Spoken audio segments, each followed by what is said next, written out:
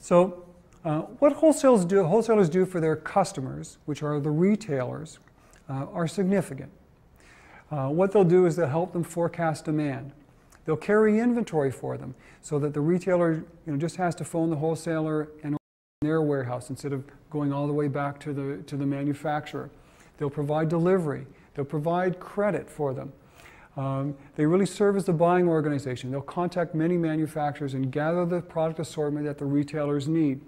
They develop the product lines, again, from different suppliers, and they provide advice and information. So wholesalers will provide a lot of great services. If you think about an independent convenience store operator, they rely on wholesalers for information, to stock products, to provide them credit, to ship the products to them. They play a vital role in terms of the securing of the supply. Now for the manufacturers, what do wholesalers do? Again, they're that intermediary. They find customers for them. Again, they'll buy inventory and stock it for them. They'll do storage and warehousing. They reduce the credit risk in that some of them will actually buy the product from the manufacturer and assume the risk of reselling it to the retailer. They serve as a sales organization. They're going out there representing that manufacturer to the retailers. They'll do the shipping for them, and they'll provide them with competitive information. They'll let them know what's going on with the retailers. So they provide a vital service for the manufacturers. They become the ears and eyes for the manufacturer, letting them know what's happening in the marketplace. So let's look at some of the different types of wholesalers. So first of all, the question that you would ask is the wholesaler independently owned? If it's not, then it's typically a manufacturer that will own it. And so it's called what's a manufacturer's sales branch or sales office. So this is where the distribution channel is like a vertical distribution channel, in that the wholesaler and the manufacturer are owned by the same company. And so if it would be considered a sales branch if the wholesaler carried inventory, okay? And if not, it's just a sales office. So the first question is it independently owned? If it's not, if it's part of the manufacturer, then it becomes a manufacturer's sales branch or sales office.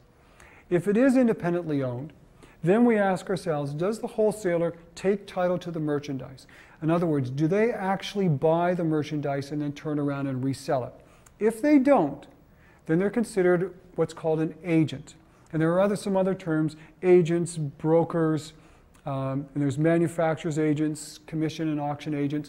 The whole point is that it's like a real estate agent. A real estate agent does not buy your house and sell it to another person. An agent arranges or brings buyers and sellers together.